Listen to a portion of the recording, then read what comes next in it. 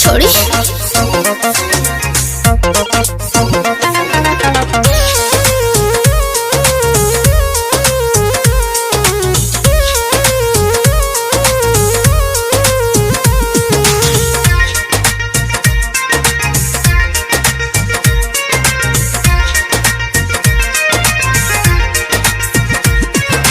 कवन दर्द से अपना मर्द से भागतारू रही के तू साथे हाथे नहीं लागतारू धनी तनी चूसे दाना उठ के ललैया हो ललैया हो सैया से सैया हो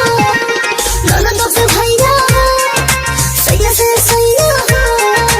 ननद के भैया बोलो तोहर हदे हो तोहर दहा बाते करे हैया हो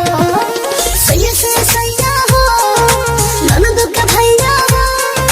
सैया से सैया हो ननद के भैया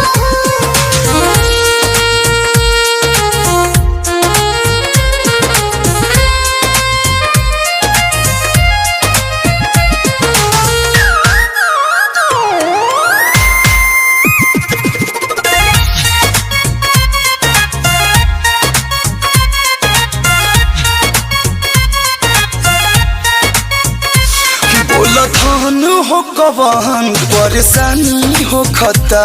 खाली बात न खराब रात रानी हो खता सोते दोना राजा जे हो नींद में रात वाला काम होए दिन में धरब या चोरा कोरा